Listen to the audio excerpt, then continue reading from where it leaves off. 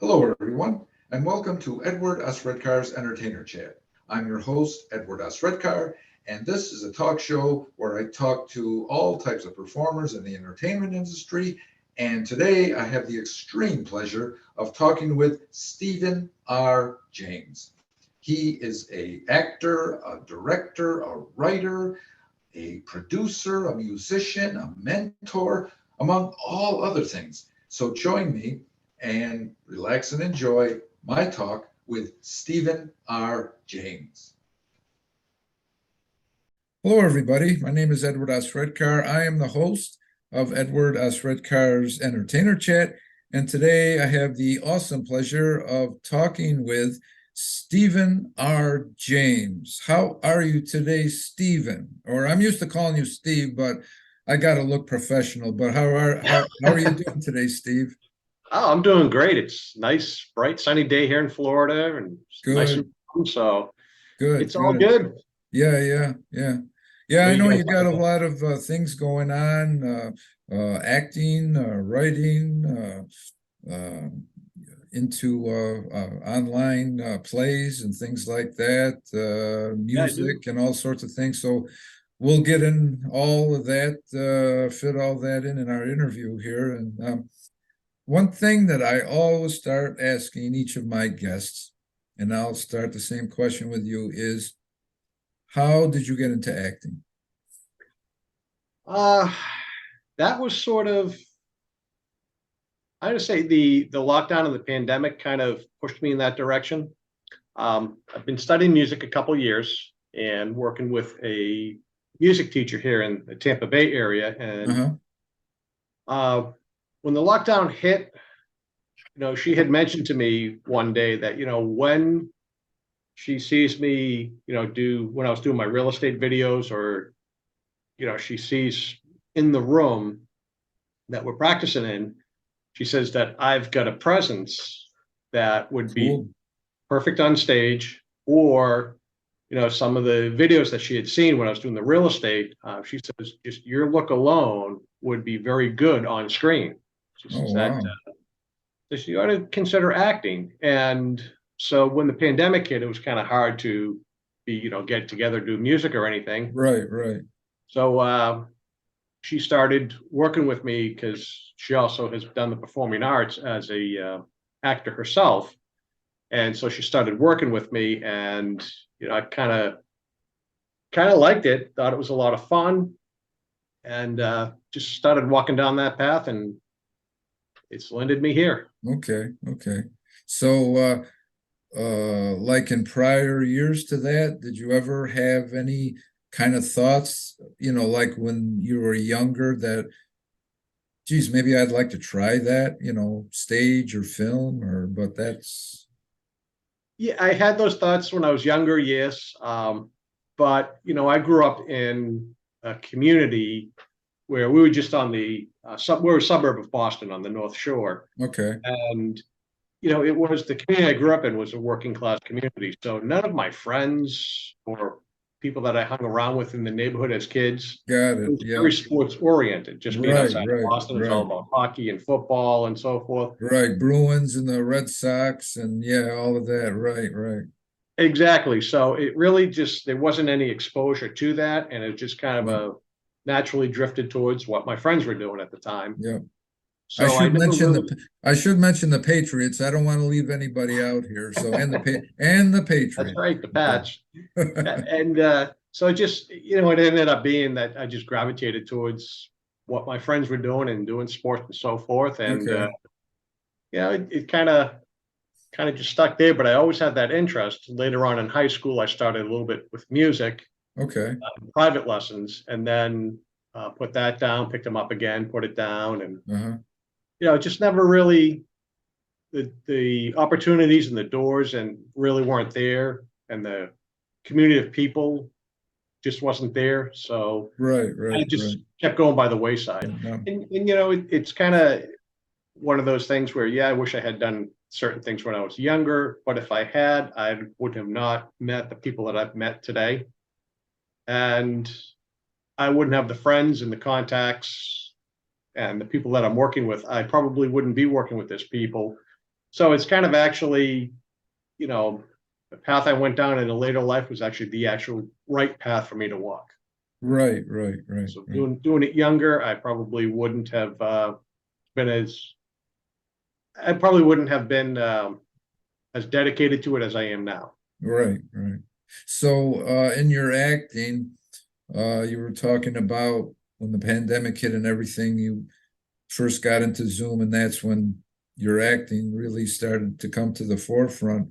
So before that, before those years of COVID and the pandemic, you really didn't do any like stage acting. It was more like when the pandemic hit, you went full throttle into Zoom. So not so much stage acting, right? Right, not so much like stage acting. I mean, I did a couple things back when I was in college. There was a friend of mine there. His name was Pat Donahue, and every year they would do Parents Weekend, and we would put on a stage production. You know, what happens in a college dorm room, and you know, just different things. And Right. I would participate in those, and I had a lot of fun doing it. And I didn't really, you know, when you do things like that, you get in the back of your mind, you've got the stage fright, you're going to freeze up on stage. But as soon as the lights came up, it was kind of weird. I just reacted. I was like, you know, felt right at home on that stage. I was nervous, like everybody else was, but I felt comfortable doing what I was doing, and I enjoyed it. Yeah. And you know, doing the Zoom acting, because that was, of course, when I did the other stuff at college. That was quite a few years ago. And doing the Zoom, I think that platform was a good platform to break in on because I was in the comfort of my own home. So it took that pre-nerve stuff away. Right. And you know, if anything went foul or bad, you had you know, your button right there to leave the meeting and go, oh, I lost my internet connection, sorry. But I never had to do that, luckily enough. And, well, which has happened occasionally to, I guess, every one of us once in a while. Yeah. It does. There are pros and cons to all platforms, and the con for Zoom is relying on internet connection. But it was a really lot of fun doing that stuff. And when I did it, I just like, wow, this is definitely the performing arts. No matter what I'm doing, whether I'm in front of a camera or on stage doing a play, it's definitely, I really am enjoying this. And I'm glad I'm doing it. Yeah. Right. And, you know, and as I had one person say to me, is when you're on that stage, you're a tiny person in this big area. So when you're on there, you got to get big like this. Yeah. And when you're on the screen, the small screens like this, I mean, they're pulling in for close-ups. Doing films and so forth. They pull in for close-ups. They zoom out a little bit, so you can with your action. So there's definitely that difference there. I got to refer back to my cheat sheet. So full disclosure here, I can't remember all the questions, so I have to go to my cheat sheet here.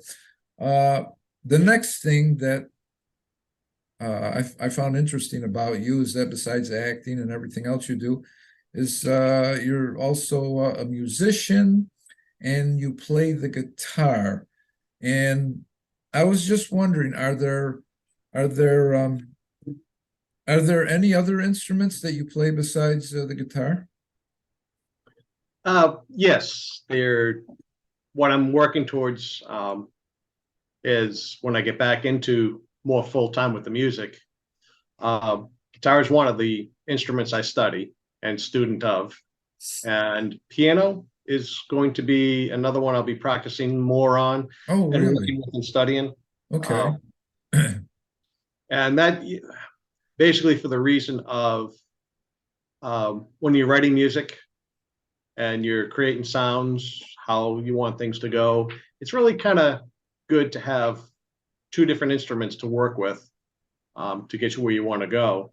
And I enjoy the piano. It's the harder one to do because you're really, you know, you're taking both hands and they're really working contrasting of one another. Right. You might be playing a chord here, you know, a full chord here, and you might be playing a chord here, but the chords are pregiated. So that means you've got to play all the different notes in a sequence. And this hand's coming down on the third beat, this hand's resting and then coming down. It's just, back and forth like that. So it takes a lot of concentration and practice. Okay, okay. And then too, working with vocals, because you know, when you're working with vocals, you want to be able to sing what you're writing and how does it Right, sound, right. and just good practice too for, you know, doing vocalizations. Good practice too for, Right. because you need it there too. So Right. it's Well, you I kind of mean, walk hand in hand with one another. yeah. So that, Yeah, and you know, it's a little bit easier with the guitar because you work on the fretboard, and you know, you can actually be on a chord for quite a bit, but you're only moving this hand just to change up on the certain beat. You don't have to really do it as much as you do with the piano, but yes, you do. You're right. You still have to do it that way, and it does take some right. coordination. Right. Just Well, the stretches on the piano are quite a bit different because you oh, can yeah. play out here and or playing here, here, and here. Oh, It's yeah. Yeah. gets a little confusing, but like I said, it's just one of those things. Like a drummer, one hand is doing Yeah. going this way on certain beats, and one's only going like that. And of course, he's got his foot going, so Right. it can get a little confusing. It takes a Oh, lot of yeah. practice, but Yeah. you know, You are, you get it. no, go ahead. Finish what you were going to say. No, it takes a lot of practice, but eventually you get everything. Oh, And yeah. Yeah. You were talking about before about singing along like with the arrangements on the piano that you're playing. Uh, have you done much singing in your performing in your acting career, or that's just something that accompanies you when you're playing the piano? that's something that um, Like I probably musicals or anything like that, or no, I haven't. I really haven't had much of an interest to do musicals. Sort of not my genre that I really enjoy as much as I like the dramatic acting. right. But that doesn't mean that, you know, I couldn't write something that I would include music in and create a Right. musical that way, and just making it, you know, fit my personality and fit what I like to do. But I mostly just do the vocals. There's a lot of because what happens is I know what the music sounds like.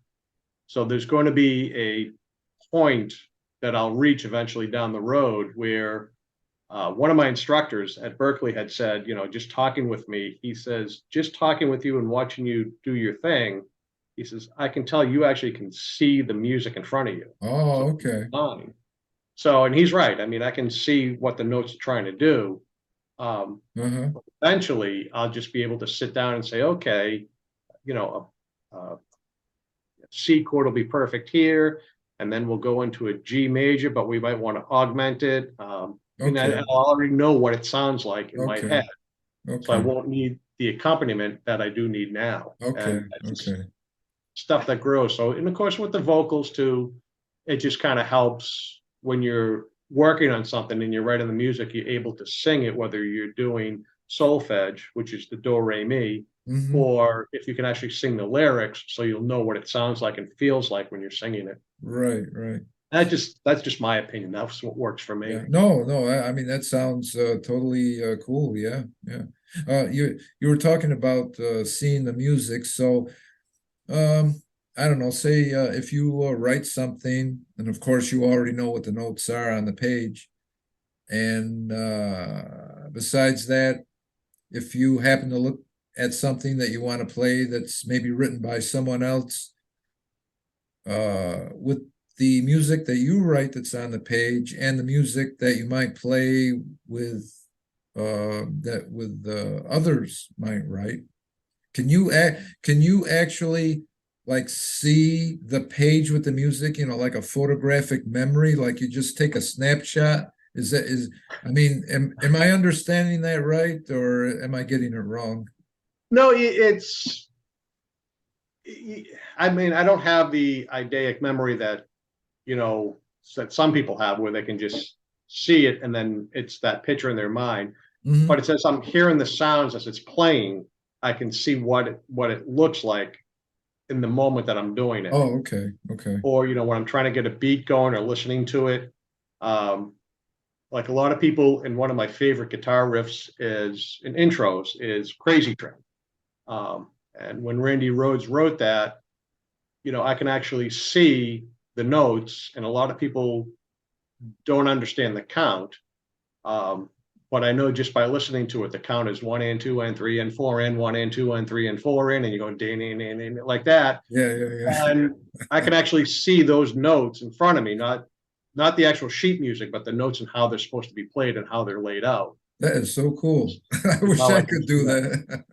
Yeah, it's actually something you can develop just by, sort of like a repetitive thing. Once you have seen the sheet music and you start hearing the sound, and that's one of the things that a lot of schools teach you and want, is they call it ear training. And you listening to it, you're seeing it in front of you, and this is why I tell people theory. There's a lot of great musicians out there that don't read and write music. I mean, I'm sorry.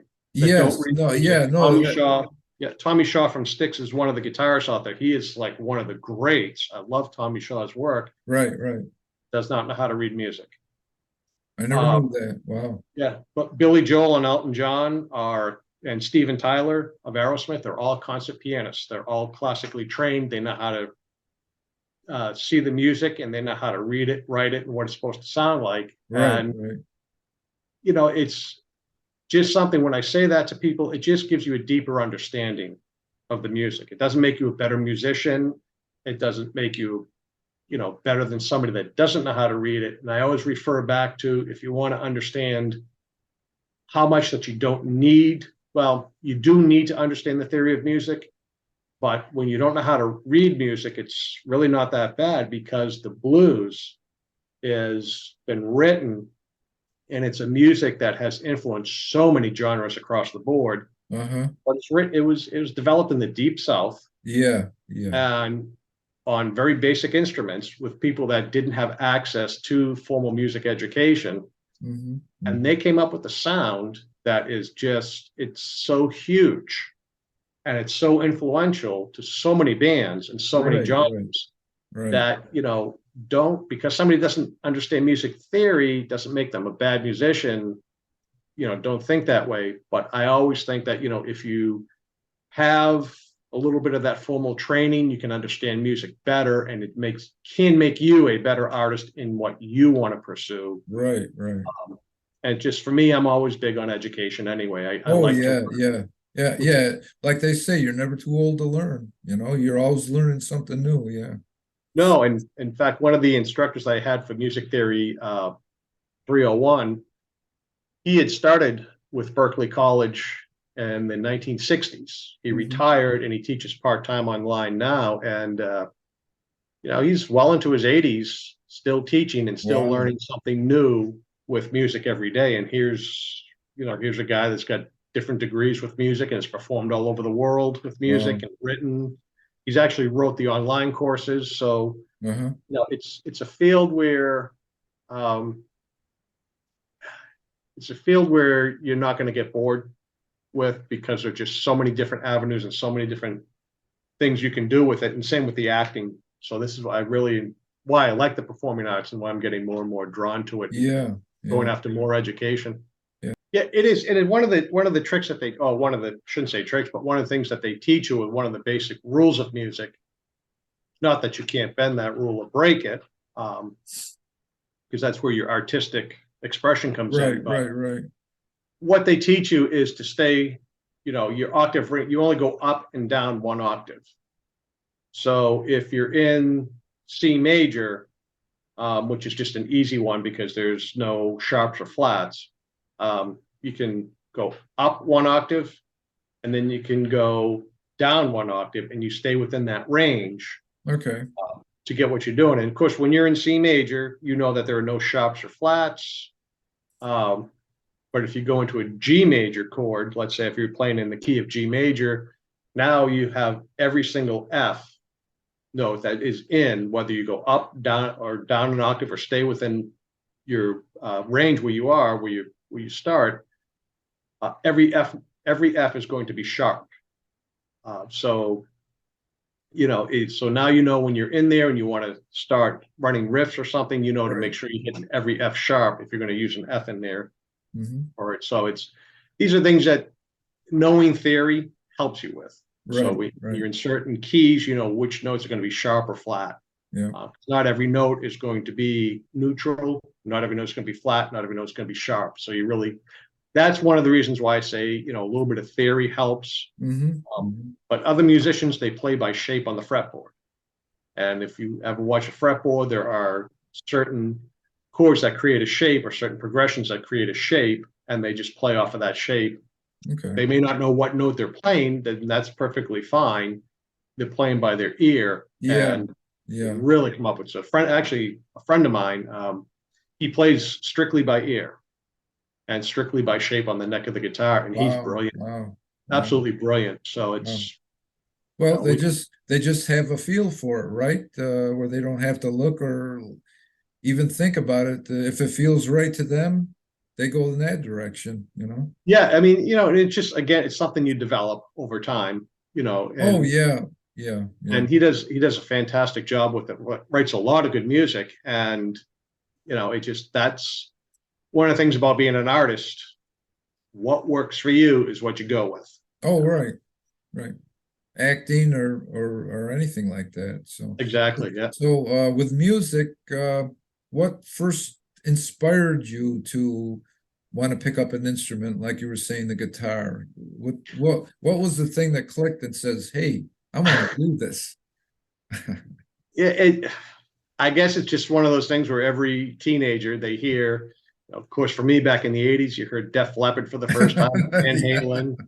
Oh yeah, yeah. You know, AC/DC would come on, and you just like, you know, you're in that moment, and you vision yourself playing that air guitar with them. Right, It's right, really right, cool, and you know, so I gave it a try again, and so forth. But what really inspired me this time around was a friend of mine is a real estate attorney here in the Tampa Bay area, and his family, which actually you met Linda, who is my instructor. right.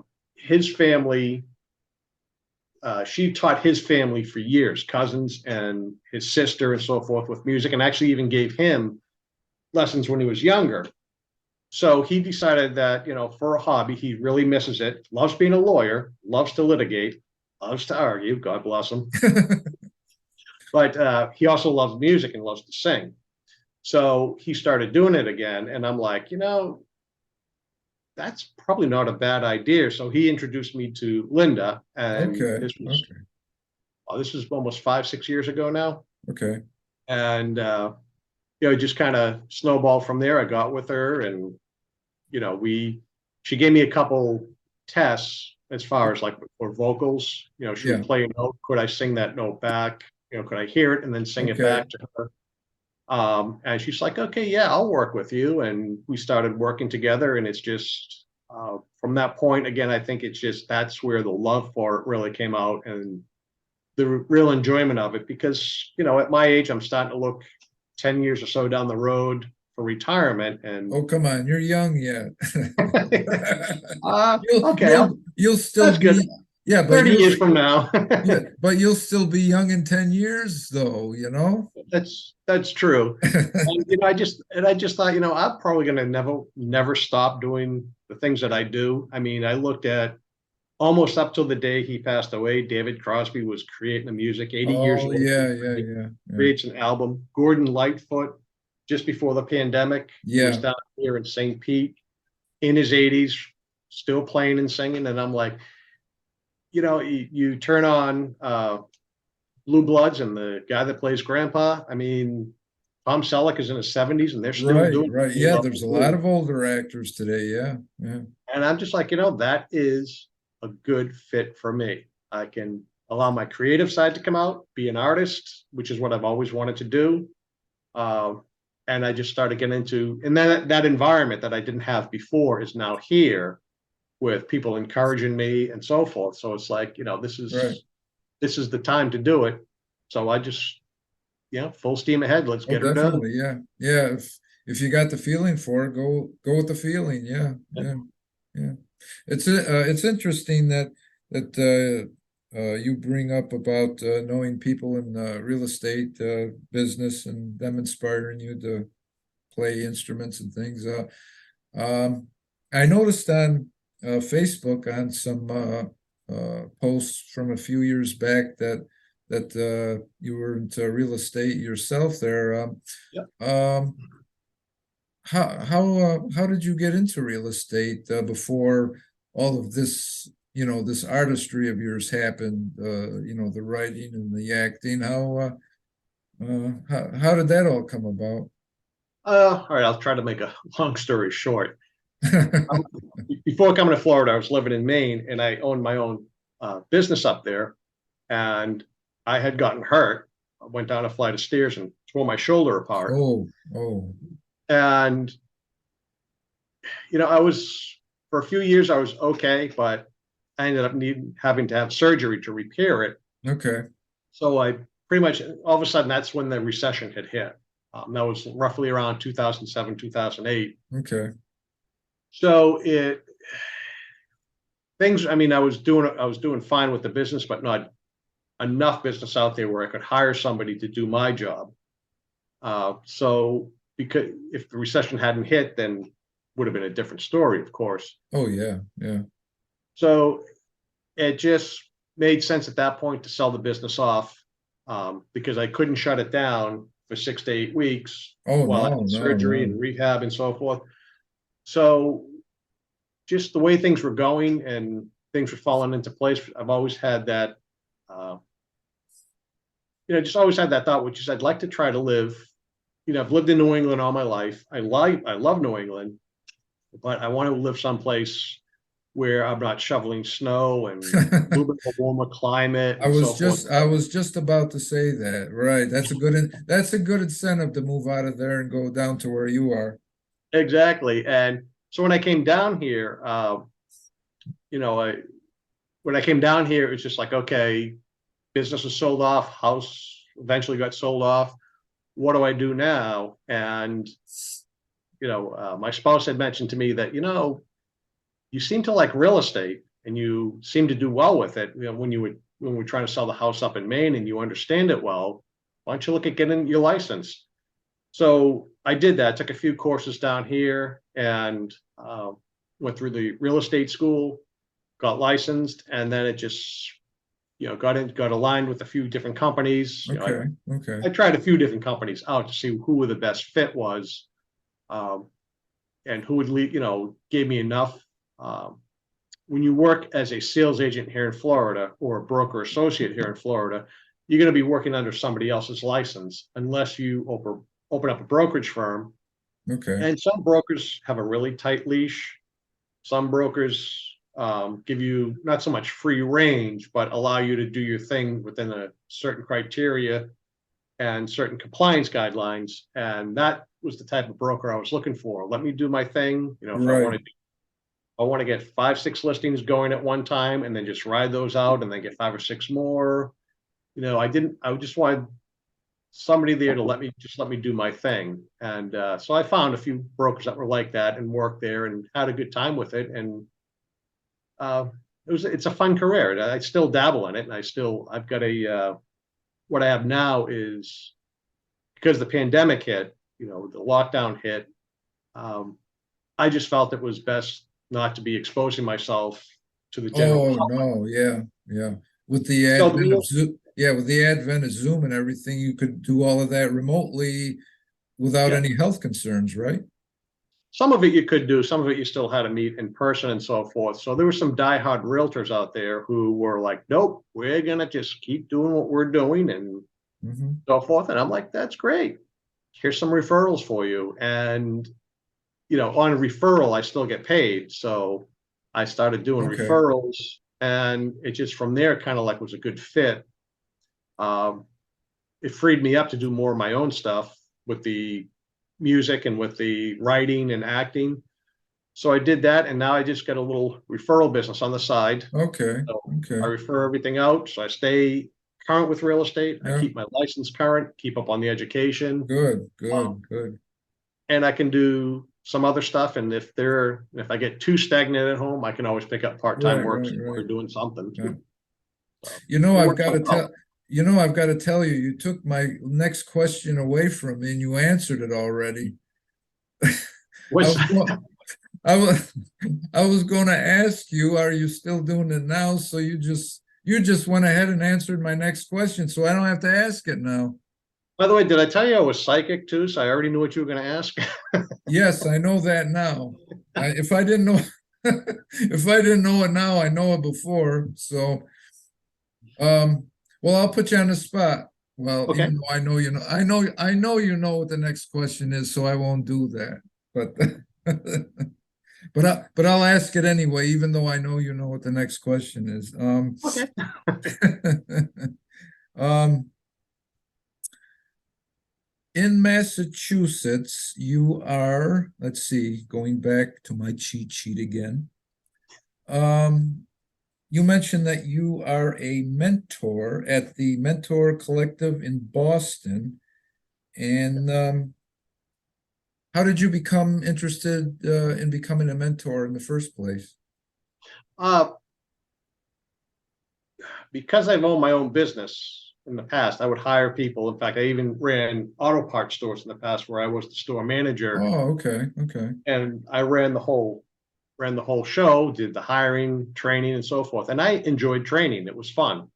Um, so Berkeley College had adopted the Mentor Collective, which is throughout different colleges throughout the United States, and they'll pair students with mentors to help them and guide them through certain periods. We're not so much there to be a tutor to help them with their schoolwork, but to the last one I was working with, he was having major time management problems, and he was in the Berkeley Online program like what I do, and he was, in week 8, and he still had 6 weeks worth of assignments to turn in, and he just, Wow.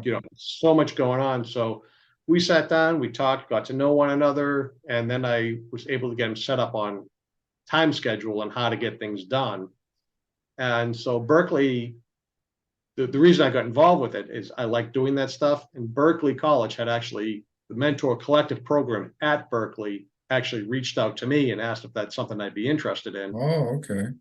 So I gave it a try, and I take on a mentor every now and then, or a mentee, I should say, every now and then. Yeah, And yeah. it's something that's pretty fun to do. Yeah, yeah. And So it's more or less like occasionally instead of like right along one after another, kind of yeah, kind of spaced out. well, what they do is they'll assign you somebody, and the, when they assign that person to you, that person should be staying with you for, sometimes it's for the full 4 years or 3 years that they're there, because Berkeley programs, the undergrad programs, if you go full time, is about 3.5 years to get your degree. Okay, okay.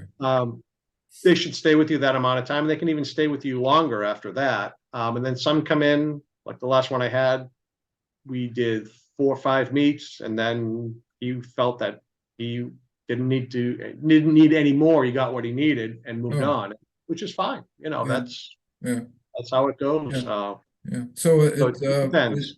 yeah. So more or less depends on each different person. The length of Exactly. time you spend with them isn't always the same. Everybody's different, and everybody's needs or requirements are different. So it's sort of fluid like that. Exactly. Yeah. Yeah. And sometimes it's, I feel that, if they're coming to you in the beginning like that, they should stay with you. Oh yeah. It's up to them, the individual. It's their time. It's all about them. So Right, whatever right, they want right. works for me. Right, right. What would you say is the shortest amount of time that you mentored somebody where, they felt that they Well, had that they absorbed everything that, you had to teach them?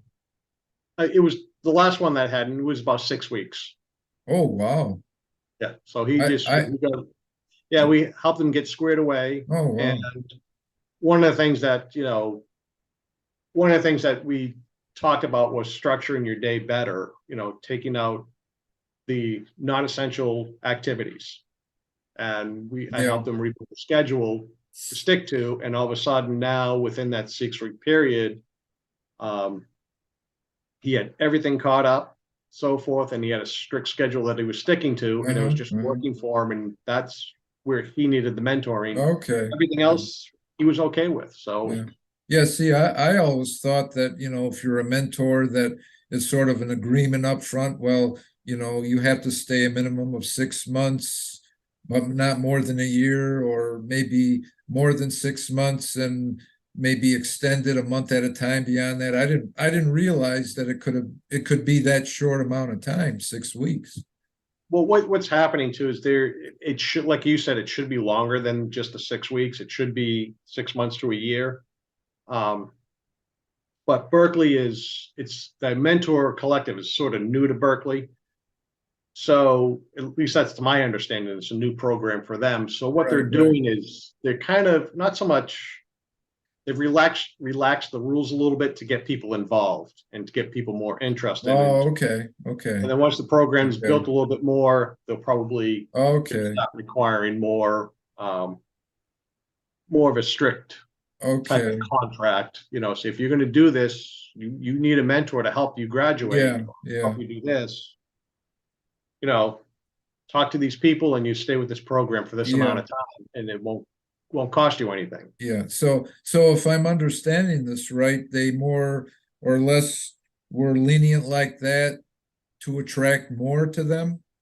Yes. To get more students involved. And so they wouldn't turn too many people off by such a strict amount of time that they had to stay. Okay. Right. So it was sort of like a trial program for students to see if they liked it enough to get people interested. And there's some that stayed. There's a couple that came to me that they were looking, and I had to refer them out to the educational side of it to say, they need a tutor more than they need me, because they were having a lot of questions with the actual work itself. And that's not what the mentor does. We don't tutor them in their academics. That's a whole different department. So, there was some things people were ironing out and understanding about the program, but it's taking shape and it's working really well. Yeah. So more or less, it's more to get like their life outside of the classroom sort of in order, so that they can deal better with all their responsibilities once they go out, once they leave their house and go out into the world, get everything straightened out before they're ready to tackle the world then. Right. How do you prepare for gigs? How do you prepare for jobs? The job hunting, time, in particular one that I really did the best work with was time management. Okay. Making sure that he's get time for everything. And of course, removing those activities that don't produce anything. If it's a non-productive activity, we got to cut that out for a while. Right. So we kind of like mentor them that way, getting them ready for, certain disciplines like that. Like I said earlier, the academic side, that stays on that side. So it's more of, mentoring for being prepared for outside life and being prepared to be disciplined for your work itself.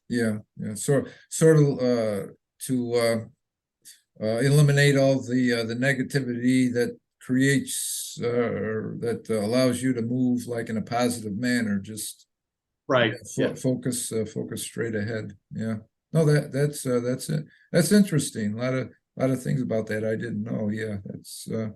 That's good way to encourage younger people to get everything straight now, so that they don't have to worry about it when they get older. Yeah, and the thing about it too is you're doing well when the mentor is getting just as much out of it as the mentee. Oh yeah. And that's when you're really being effective. So it's a really good program. You can you can both learn. Yeah. And that's too the other thing. When I was working in real estate, every now and then I would take on a new agent as be their mentor. And when you have a responsibility to somebody else, it also brings out the best in you. Oh, So it yeah, helps you perform better. And it's kind of, like I said, it's a win-win situation and a good positive outcome for both. That's when you know you're really doing well with it. right, right. Speaking of learning things, not specifically yourself, but I mean other people that you mentor or teach. Um, you have a series of cooking videos, and if I'm not mistaken, you have uploaded what, maybe about 6 cooking videos in your YouTube channel. So Sounds about right. Yeah. yeah, what inspired you to do that? I mean, I know you must have a love of cooking, otherwise you wouldn't make the I videos, but do. but what's the thing that clicked that says, geez, I like cooking. Why don't I make a video and teach people how to make all these different recipes and upload it to YouTube at the same time? I think it was sort of, um, again, when the lockdown hit, that's when I started. And I've always cooked and enjoyed cooking. But when the lockdown hit, it's like, okay, we get a lot of time on our hands. What do we do? So I started doing more, getting more involved in some of the interests and hobbies that I had done years ago. And when I was in junior high and high school, the industrial arts was one of the things I was really excelled at, which was woodworking, an auto shop, and of course, Oh, okay. I took a lot of cooking courses or cooking classes. I really, Oh, okay. Okay. it put me in, that was a certain environment where I could do some artistic stuff and be creative. So, I did that, won several awards in Cool. junior high school and high school for the industrial arts. And so again, when the lockdown hit, you know, I needed something to do, something to keep occupied. As did we all, that's for sure. And it was one of those things. When the lockdown hit, you had a choice to make. Mhm. You could sit there and, for lack of a better term, piss and moan and blame everyone and Right, right, right, right. start riots, or you could take it as an opportunity to go back and do some of the things you love to do, learn new things, reinvent yourself, try new paths. So I chose the positive side of it, and cooking was one of the things. And so I started posting on Facebook some of the meals that I was making, and I was getting a lot of positive feedback. Through all Oh, the okay. negativity that's been on social media the past 4 or 5 years, I've just been getting a lot of hugely positive Yeah. feedback from it. So I had I, put it out there one day, I don't know, maybe 6 months or so ago, almost a yeah. year ago. Yeah, I was going to Uh, say it hasn't been that long. Yeah. yeah. So I put it out there and I just, said, hey, would people like to see me create videos of me making the stuff that I'm posting on here on Facebook? Right, And right, right. there was not one negative feedback about that. People were like, yeah, we'd like to see it. Oh, wow. So I thought, okay, I can do that, because one of my favorite things is to just, Sunday is my shutdown day. It's, I just want to hang out and Right, right. do the things that I like to do. It's my unwind day. And so one of the things I like to do is, cook a big Sunday dinner. And so those videos that you see, that's, what we're having for dinner that particular day. Okay, okay. And I've always liked to watch people on, I watch a lot of Create TV, the public television. They have some really good cooking shows. So I started doing that, started creating the videos, and I thought, well, this is really working out well, because now I'm in front of a camera again.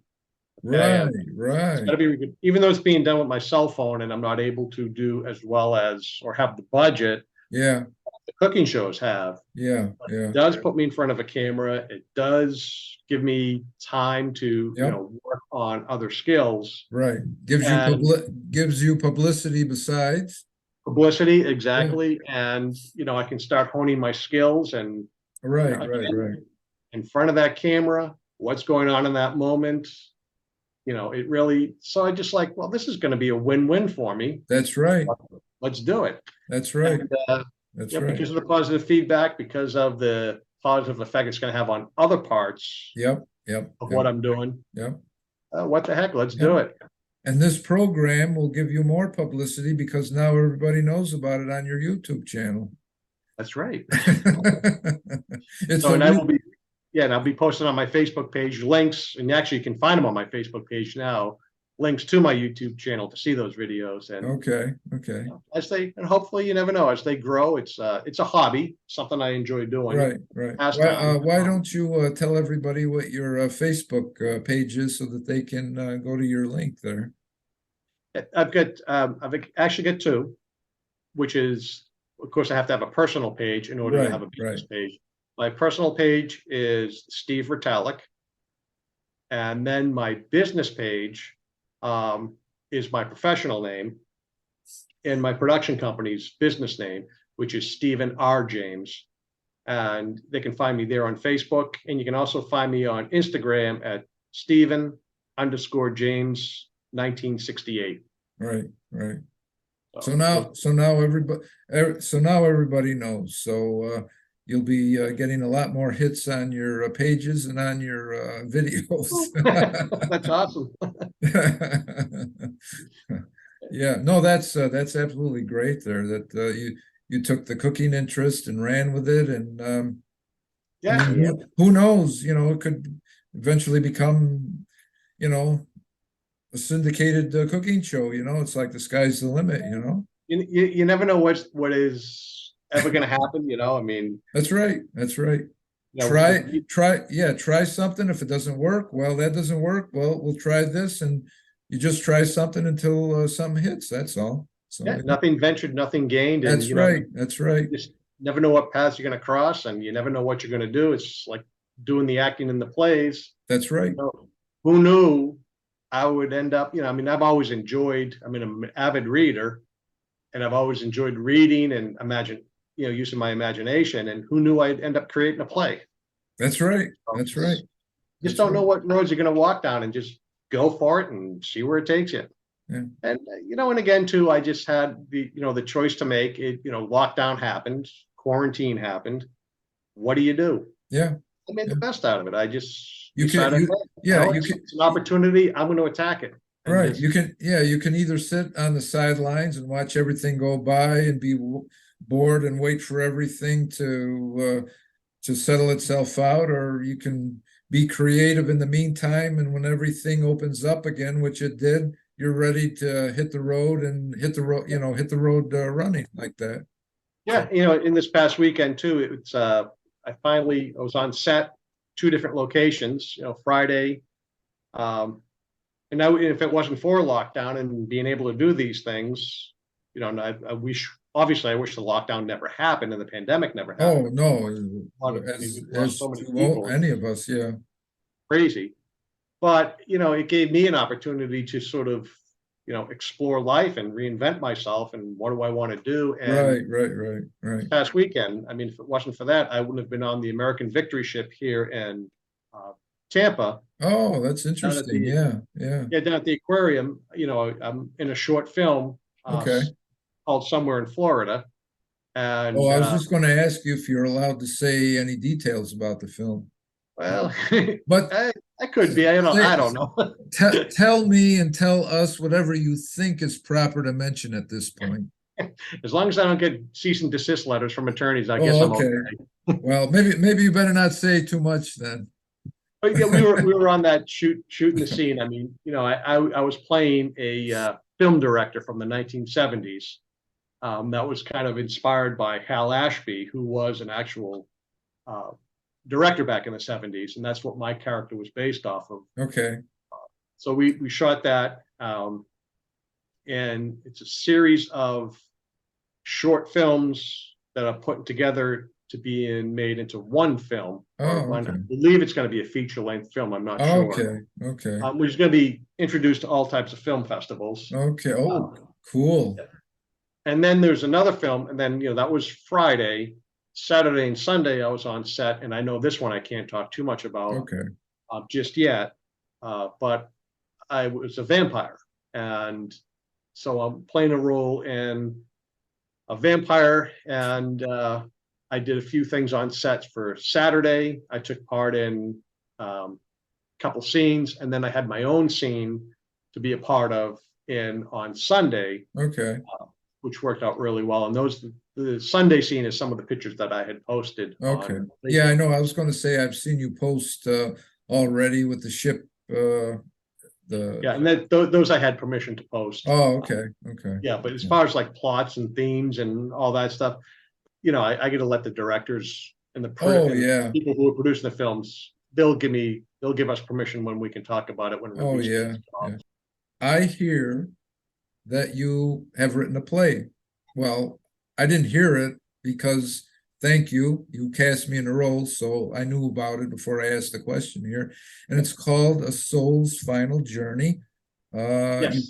You've cast me in the role of John Williamson, and he's like a retired therapist and things like that. And um, can you tell us, without giving too much away, and I should mention that you wrote it, you directed it, and you're also starring in it. Yes. Without Writer, giving director, producer. without giving too much away, even though I know a little bit more than I'm asking you, can you tell everybody watching a little bit more about it without giving too much away? Absolutely. You know, if I didn't have enough to do with writing it, you know, directing, producing, and being in it, oh, what the heck, right? You know, Right, you might didn't as have enough yeah, to do as it was. that's So, right. yeah, the play is You're the triple threat. You're the director, writer, and star, right?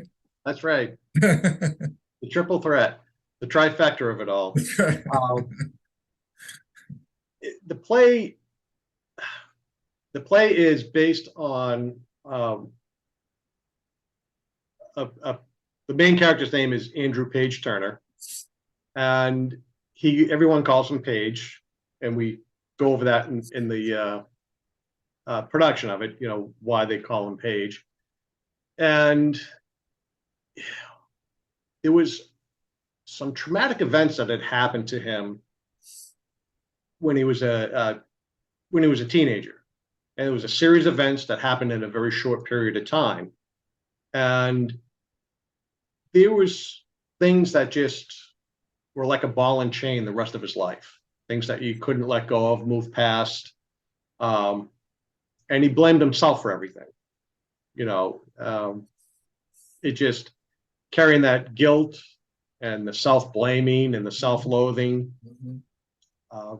So what happens is he's got to go backwards and he has to relive those time periods. Now he's actually going to physically relive them himself. And I'm not going to tell you how that's done because I don't want to give that part away. But he travels backwards to relive these times to see exactly what happened and to get a deeper understanding of a deeper understanding of what happened and the nature of what happened, so that he can move on and go where he needs to be. And it's just really kind of one of those stories that I've had a few people do a reading with me, and they're like, you know, now that we've read this, there were things in here that we never even saw what was going to happen. I wasn't expecting this. This is just like, wow. This is, in fact, Linda, who I mentioned earlier, Right. She was one of the ones that had read it and just looked at it and says, I really think you've got a hit on your hands here. So Oh. I'm like, wow. Okay. And, you know, and Linda, I mean, she's got years of experience. She's been an instructor. She's gone to school for most of her life when she lived up in Montreal. Yeah. Yeah. Oh, I'm sorry, Toronto's where she's from. And yeah, so she came to Boston and New York, and she's been on all types of stage productions. And so she's really got this major background, and she knows what she's talking about. Mhm. And she's got a lot of students that have gone on to Broadway and students that have gone on to music and film. So when she says, she gives you that type of compliment, don't take that compliment lightly.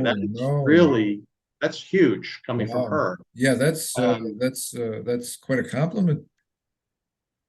Let's see, that play is in Gulfport, Florida, and Yes. would you tell everybody the theater? Yeah, right now we tentatively have reserved the Catherine Hickman Theater in Gulfport.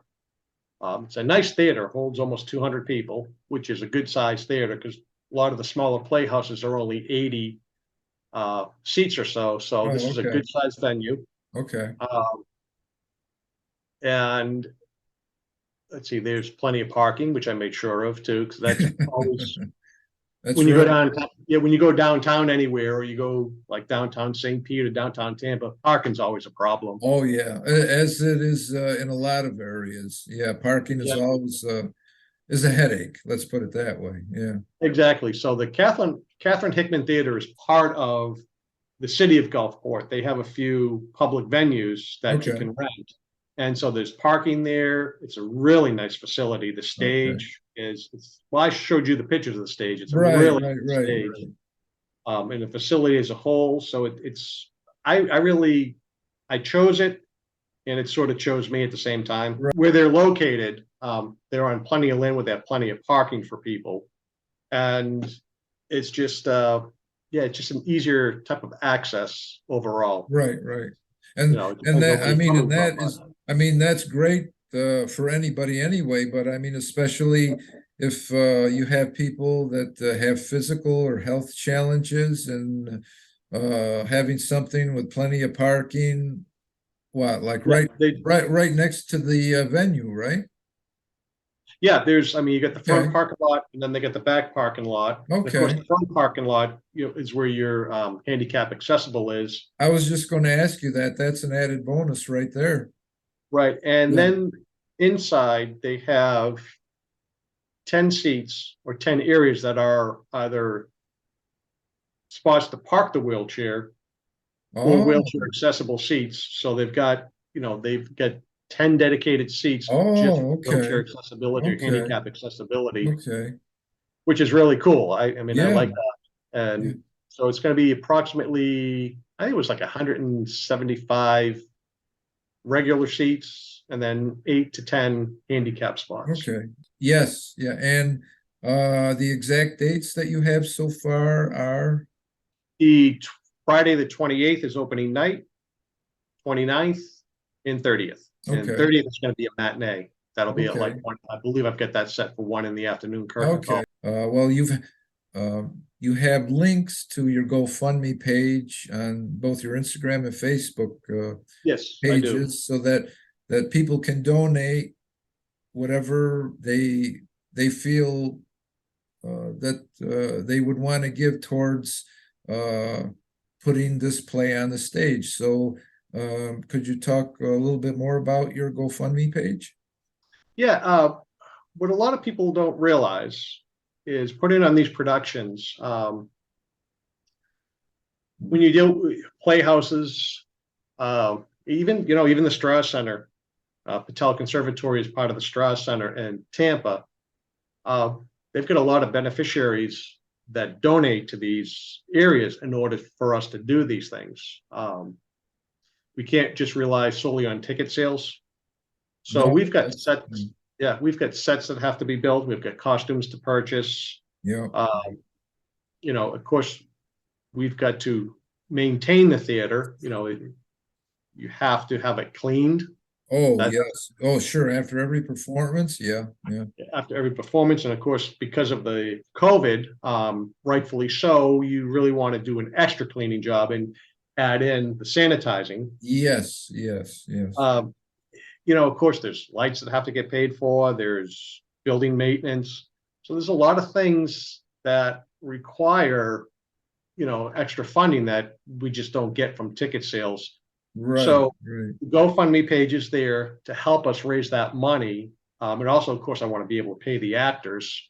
So the GoFundMe page is there to raise that money so that we can bring this to a live stage production. And Okay, okay. yeah, people I don't think realize that, at the end of the day, I mean, whether you're labeled a 503c or not, there's really no profit in what we do.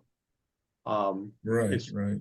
These are labors of love, so Yeah, to speak. yeah, yeah.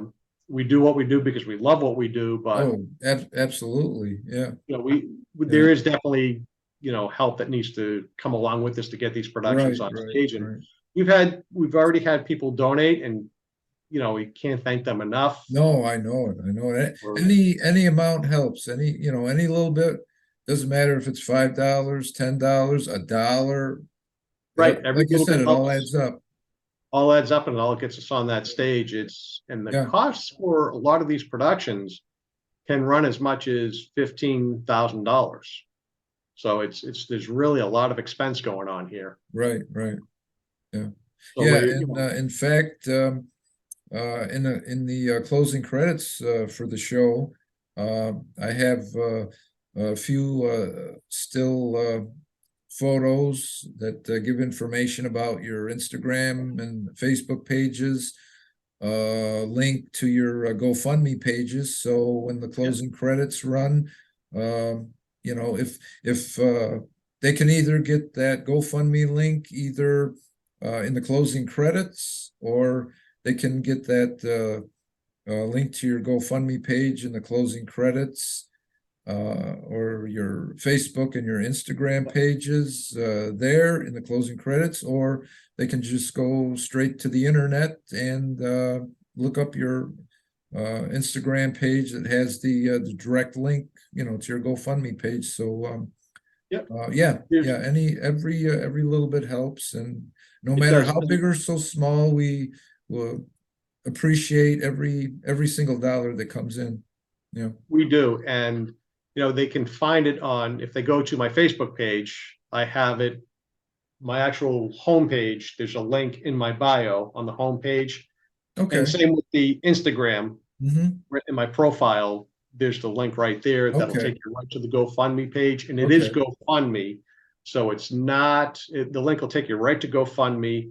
So it's not, it's a secure link, and it's a protected link. Mm-hmm. Mm-hmm. And GoFundMe is the number one. That's right. Trusted. Right. Yeah, I was going to say it's yeah. especially trusted, because a lot of times people are a little bit wary of donating online. It's like, well, is there some program operating in the background that's going to take all of my information? But no, this here is totally secure, and people don't have to have any concerns about any of that bad stuff in the background, because it's not there. Yeah, and that's the reason why I chose GoFundMe. I looked at 4 or 5 different crowdfunding pages, and they were all really great pages, but it's just GoFundMe was the one that I felt gave the best security for both myself, because of course I could have my bank account on there to transfer the funds into, but for anybody coming there, identity theft, all that stuff is all covered. GoFundMe is very safe, very reliable. Yeah. I don't even, to be honest, I don't think GoFundMe's ever had a hack, and it's in crowdfunding existence, and it's been around quite some time. Yes, so yeah, I know. I was going to say it's been around quite a few years, and at least a decade, if I remember right. Yeah, so I guess that's a good track record right there off the bat. Exactly, and I've been involved like with Tax Act and with a brokerage firm.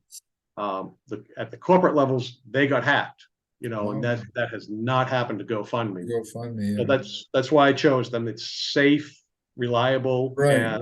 links are all over the place that I've got on my pages for you to go right to. Right. So that's a good thing for people to know. That'll sort of add an extra layer of comfort, so that they won't have to be concerned, and will be a little bit more relaxed about giving, whether it's $1 or $5 or whatever. Yeah. So it's, like I said, whatever they can afford to give. The quicker we raise the money, then we can fully secure the theater and fully secure the sets and so forth. Right. Yeah. Yeah. You've been talking about the GoFundMe page and the donations and things of that matter. I was just wondering if maybe you could elaborate on how donations taken in from any source, not necessarily GoFundMe, but how donations of this type can help local communities anywhere in the country or whatever, help the local communities prosper? If if you want to elaborate on that a little bit.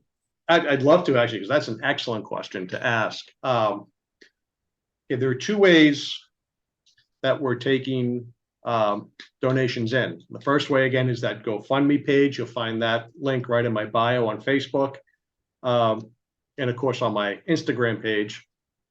The money that comes in goes into GoFundMe, then transfers out to my bank account. Of course, it's got to go somewhere. Right, And right. the money doesn't actually stay there. Okay, that is the gathering place where I collect the money, and it also is the place where I dole the money out. And what happens when we're sending that money out, I don't keep it. Okay, for me, we're collecting it to, one, pay the actors. So these are people that are going to be paid a salary for the weekend, and it goes to help pay their bills. So it comes into their pocket, goes back out, helps them pay rent, put food on the table, so forth. The other thing is it goes into renting the theater. Now, when we rent the theater, it's a local theater in Gulfport, so it's a community theater. There are people there that have to run the place. That's how they get paid, is through people like myself renting their theater space. So when we rent the theater space, we're supporting their jobs and keeping them employed. We have to build sets and we have to buy costumes. So what do? I mean, it's not, I can't go to Amazon or eBay to buy all the set stuff. Right, I buy right. that from local vendors, local businesses. So if we need supplies, we need to buy props, and we need materials to build the set, that all gets purchased from local businesses within the community. So the money that people are donating in is going back into the community, not only to help us, but to help other small businesses within the area. So it's Mhm. really a win-win situation for everybody when people donate to the arts, because we end up bringing in, more sales for local vendors and to help other businesses, because we've got to get the materials from somebody. Right, right, right. So the local vendors win. When we have these events, of course, too, local vendors are going to benefit from this, because when people are done, they want to go to, sometimes a lot of people go to a local bar or something afterwards to have a nightcap Right. or a drink. Oh, Of course, right, right. you're paying for gas to get there. And we've got to have tickets. So local print shops will get business from us to make the tickets. We have a program that gets passed out. So that program has to be printed. And again, now a local printer is getting that business from us, and from the donations from you, we're able to pay for the local business. In that program, there's another fundraiser going on, and this is a really cool one because we're selling advertising space. What makes our advertising space a bit more unique than just buying a local newspaper ad, or putting your ad on Facebook or something, you're delivering to a community. Okay, now the arts community, I don't think a lot of people really realize what goes on in the arts community. When we have art festivals, okay, we just had one recently down in Dunedin, and when you're walking around the festival, local artists who've been doing this for years, are all creating original works. Some of these works, in fact, a lot of these works, are priced anywhere from $100 to $5,000 and $6,000, and they sell. Mm-hmm. So I've seen paintings, I've seen original art pieces sell $5,000 and $6,000. They're selling those pieces to the people in that community. Okay, when you're able to purchase a $5,000 or $6,000 piece of artwork, or a $300 or $400 original, that's a person that has a disposable income. Right. You are now buying advertising space in my program. Those are the people that come to plays and to theater and to ballet and to, they'll go see an orchestra, or they'll go to a concert of any type. Yeah, yeah. these are people that have a big disposable income. Well, maybe that's not the right word to say, but these people do spend a lot of money. They've got, in order to afford these things, that they are a different clientele than what you may be used to seeing. And now you're direct marketing through our program by buying advertising space to a different dynamic of customer that you may not have been in front of to begin with. So it's an opportunity for us to sell advertising space to bring in income. Right. Give that money back to the local community, the local businesses, small businesses and community, and put you in front of a whole new dynamic of customer. Right. So it ends up being a win-win for everybody. Right. So it's just, when you give to the arts, you're doing much more than enriching your community. You're supporting a lot of different people in that community, local businesses and so forth. So and probably as a result of all those donations for whatever artistic venues it might be, when money starts flowing in more to a community, I imagine that it would be more attractive for other people outside of the area to want to relocate to that area and make it grow even more. Yeah, and that's kind of, Gulfport has become a up and coming community in the recent years. Since I've been down here anyway, and they've done a lot of revitalization. When you walk down towards Gulfport Beach, they've got a lot of the shops that are down there that have been revitalized. And it's just brought more money into the community, and it helps property values. Oh, definitely. It helps enrich the community in certain ways that you may not have thought you could enrich your community with. And it also brings a little bit of culture to your life. Right. So it's just like I say, when you're supporting the arts, there are things that are happening in your community that are so good that you may not realize that are happening. Right.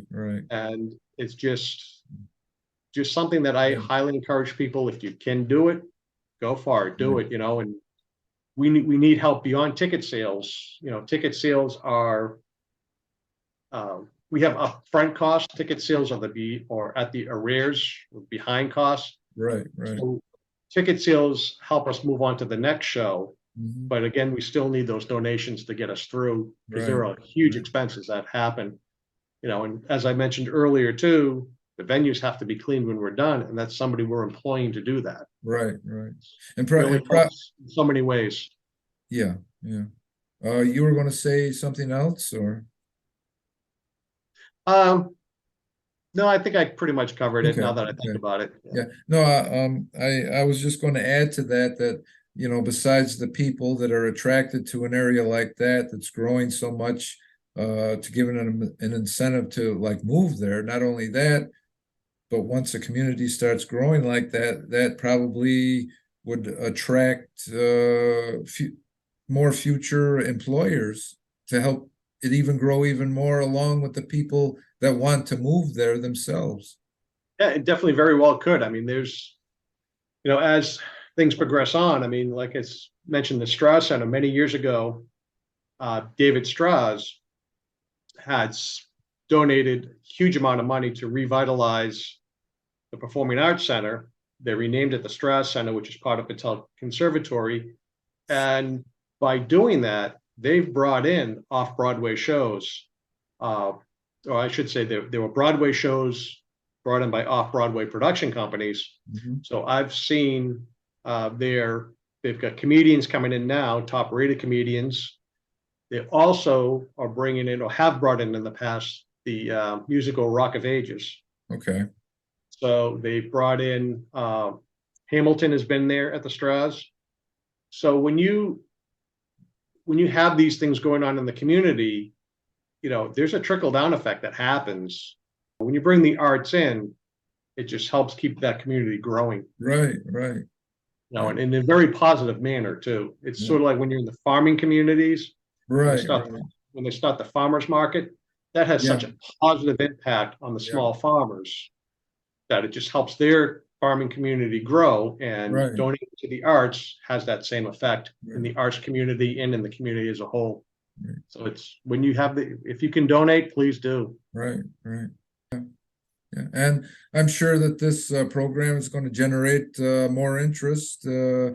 Like I said, between the promotional still photos at the end of my show here, the closing credits, and then going to your website and seeing all of your information and interesting things that you're doing with everything that you're doing these days. So it'll generate a lot of extra interest. So yeah, so Sounds like a good thing to me. yeah, good thing all the way around. Yeah. So yeah, I really want to thank you for coming on to my show today and telling all Thank you for about having me. yourself. Yeah, no, my pleasure. And I mean, thank you for accepting my invitation. I'm not worthy.